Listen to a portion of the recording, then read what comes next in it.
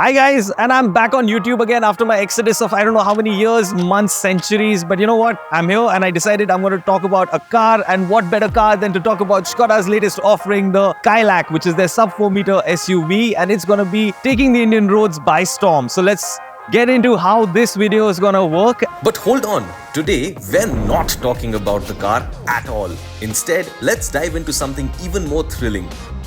Racing tracks. I mean, who doesn't love a good piece of tarmac, am I right?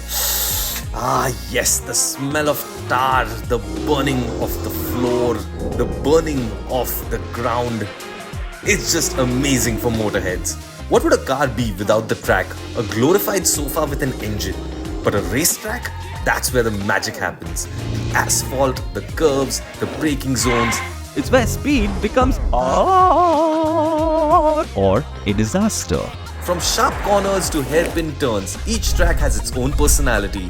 Some are like roller coasters, others more like a Sunday drive. And speaking of drives, the Škoda Kylaq is what Škoda hopes is going to be their game changer. It is a sub 4 meter SUV which is gonna bring them into the volumes game.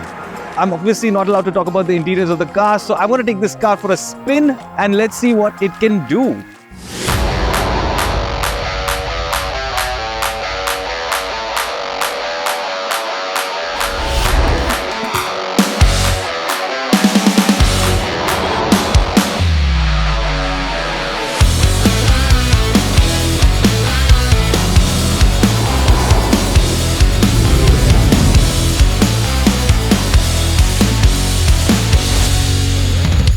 As usual, Škoda has kept up to their ground basics, which is comfort, safety, quality, and of course, little things which make them simply clever. Now, before we get back to more car details, let's talk about real racing. The 24 hours of Le Mans, 24 straight hours of speed, skill and sleep deprivation. You've got cars running all day and night, racing through the rain, dodging crashes, all while drivers wonder, will I ever get to sleep again? Oh, glorious sleep. And speaking of Le Mans, let's jump into Formula 1. It all began in 1950 with the British Grand Prix. It's gone from wild, no-rules races to the technological marvels we see today. F1 has come a long way since those wild days of Niki Lauda, Ayrton Senna and Michael Schumacher. From no seat belts to high-tech halo devices, it's been quite the ride. And speaking of legends, Schumacher, oh my god, dominated F1 like no one else. Schumacher's Ferrari was so dominant that they won 15 out of 17 races in 2002. And Lauda came back after a near-fatal crash and won. Absolute legends. It's time for some fun facts! The Nürburgring in Germany is over 20 kilometers long and has been nicknamed the Green Hell by legendary F1 driver Jackie Stewart. But if you're not paying attention, this track can show you why it's earned that title, especially when your GPS says, take a left off the cliff. In 1971, F1 drivers refused to race there until the track was made safe.